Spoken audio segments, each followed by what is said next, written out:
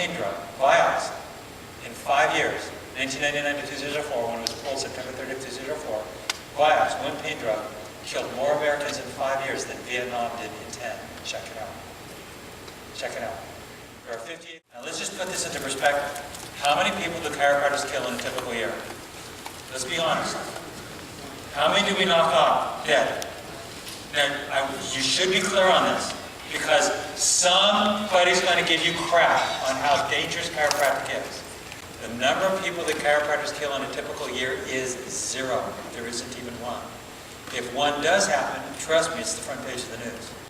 What is even more interesting, taking the right drug and the right dose for the right problem will kill 106,000 in a typical year, making that the 4th leading cause of death in our nation per year. The Lazarus study, also coming out of JAMA.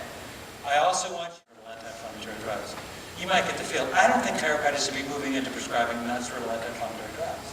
As you continue down the list, I mean, there are studies comparing these same pain drugs to us chiropractors, and we kick their butts with no side effects. It's because their models are so screwed up, and we can way beat these things. There's a number of different... To ignore mechanics in favor of chemistry is a complete mistake. And he says we will never get a handle on healthcare until we acknowledge that mistake and change it. Guys, you read that Guy Fitzgerald from Johns Hopkins. What is amazing is he says we must inhibit the increased sustained sympathetic tone. But guess how he wants to do it? With a drug. Because if he does, then he can patent it, and that's where the money is. The money's in the patent. And we're talking literally billions of dollars. I mean, Lipitor alone right now is selling $11 billion in product per year. Statins overall are selling somewhere around $36 billion. And what is crazy, if you read the studies, like I did at Parker in January, these things don't even work. I mean, there might be somebody that these drugs help, but it's not the guy that has cholesterol of 220 as far as I can tell, or even 300. They're trying to drown me out. They're after me. Hey, mechanobiology and diseases of mechanotransduction. It is the quality and the integrity of the mechanical-driven input to the system that controls the show. Read Punjabi, he does an excellent job on that. That the common link in poor function is bad mechanical afferent input.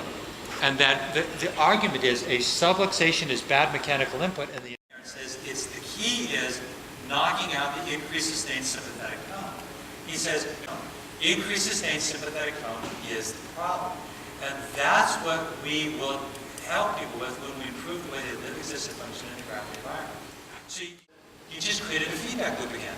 It's exactly what Punjabi did when he did his article in the European Spine Journal in 2006. It's exactly the same thing, it's a different area. But the point of it is you get these loops. Someone has to break the loop. Guess whose job that is? You. That's your job. Figure it out, break the loop. People are so much better. They like you. They are happy with you. It's a good deal. ICA's major message is don't get pigeonholed into only treating neck and back pain, because that's happening. And what is weird is that effort is not coming from outside the chiropractic profession. It's coming from within. When chiropractors like the Welches fight that, they are fighting other chiropractors. Other chiropractors say, yeah, but we got to be like the chiropractic leaders, we just reach our backs. Well, I see chiropractors say, are you out of your mind? We exist because we help people with the friggin' flu. That we're dying. No one else could take care of them. That's why we exist. And you want to take that history and just say, don't do it because it's not politically correct? So ICA finds that it fights the enemy from the outside, but it also is a voice of difference, I think, from the inside. Because there's lots of problems coming from inside chiropractic, and that's why one of the reasons I threw my efforts into the ICA basket to see if I could help make a difference. Sore neck profession. That is not what we do. We improve people's systemic health and well-being by treating the whole person, even when they do not have symptoms, including maintenance care. The studies continue to support that. That's what we stand for. That's what the ICA stands for. That's kind of the way we're looking at these things.